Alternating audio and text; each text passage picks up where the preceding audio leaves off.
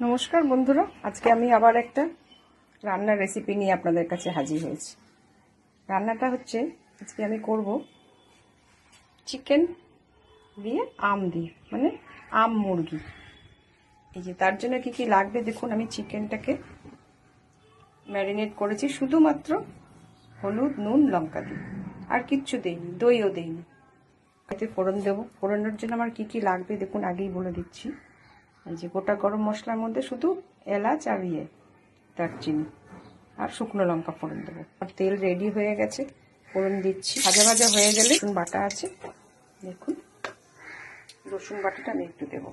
রসুন বাটা দেওয়ার পর একটু নাড়াচাড়া, পেঁয়াজ বাটাটা আমি একটু দেবো। খুব ইজি, গরমকালের জন্য খুব ইজি রান্না। দেখুন পেঁয়াজ বাটাটা আমি দিয়ে দিলাম। পেঁয়াজটা একটু কষা কষা হোক, ভাজাটা হোক ভালো করে। আমি একটু ঢেকে ঢেকে রান্না করতে পছন্দ করি, একটু ঢাকা দিলাম।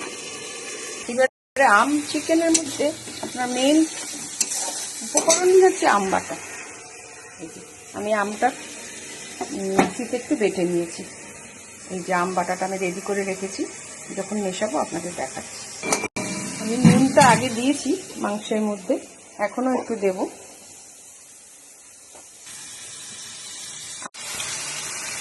বন্ধুরা, চিকেনের এই পেঁয়াজটা কষা কষা হয়ে যাচ্ছে।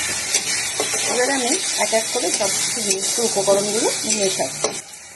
টমেটো কাঁচা লঙ্কার পেস্টটাও 2 চামচ মতো দিয়ে দেবো, 1 চামচ 2 চামচ। আমি আম মাখাটা পুরোটাই ঢেলে দেবো, আম বাটাটা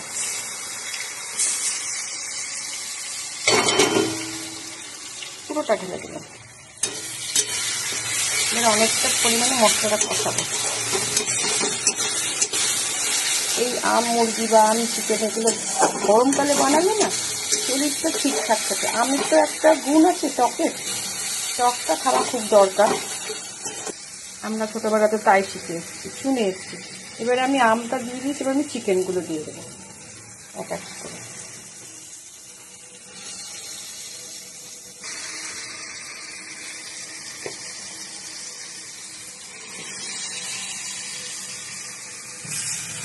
চিকেনটা দিয়ে আমি এবারে খুব করে কটে দিতে রান্না করতে হবে।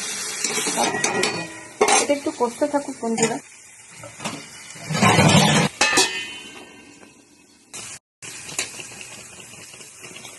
একটু হলুদ দিলাম, আমি সব সানরাইজি এর কাছে এটাই দিলাম। জিরে গুঁড়ো, ধনের গুঁড়ো ঢাললাম, শুকনো লঙ্কা, লাল লঙ্কার গুঁড়ো দিয়ে দিলাম। বন্ধুরা, কালারটা কেমন আসছে নাকি? আমি এর মধ্যে একটু গরম জল ব্যবহার করব, তারপরে নুন, মিষ্টি, ঘি, গরম মশলাও দেবো। আমি আগে এটা একটু কষিয়ে নিই। বন্ধুরা দেখুন, ঢাকাটা খুলেছি, কালারটা কেমন এসছে। আম চিকেনের কালারটা দেখছি, হাঁচি আসছে। দেখুন তো বন্ধুরা কেমন করতে পারছি। কাঁচা লঙ্কা অ্যাড করেছি, এমনি কাঁচা লঙ্কা বাটা দেওয়া আছে, শুকনো লঙ্কা দিয়েছি, বেশি কাঁচা লঙ্কা দিলাম না। একটা কড়ার থেকে তেল ছেড়ে আসছে, ওখানে আরও অনেকক্ষণ আমি কষিয়ে ঢাকা দিয়েই করবো। একটু আমি গরম মশলাটাও অ্যাড করে দিলাম। এই যে ঘিটা বার করাই আছে, লাস্টে আমি এই ঘিটুকু অ্যাড করবো।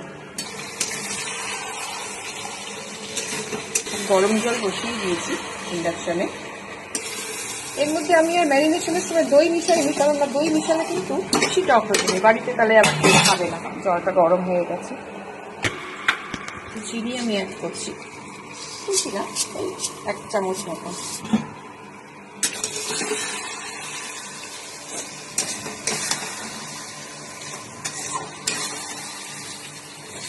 ধনে পাতা দেওয়ার ইচ্ছা আছে, দেখি যদি ধনে পাতা ফ্রিজে থাকে লাস্টে অ্যাড করে দেবো। ছেলে পিলেরা সব ঘরে ঢুকলে খাবে রাত্রি রুটি দিয়ে। নামার পরে আবার দেখাচ্ছি, আর একটু কষানো হোক, আমি দেখাচ্ছি। টকবক করে ফুটছে, কালারটা এখান থেকে ভারী সুন্দর লাগছে। কিন্তু আমি টেস্ট করিনি নুনটা বা চিনিটা, এখনো আমি টেস্ট করিনি। আমি এবারে ঘিটা অ্যাড করছি। ঘিটা বেশি দিলাম না, এটা অন্য কিছুতে ব্যবহার করো না। তেলটা একটু আমার মনে হচ্ছে বেশিই লাগছে। আমি তেল বেশি খুব একটা খাই না, আর ঝাল মশলাও খুব একটা খাই না। মাংসটা করলে একটু মশলা দিয়েছি, তাও তো দেখালাম যে একদম কত সহজ। এবার আমি ঢাকাটা দিয়ে দেবো।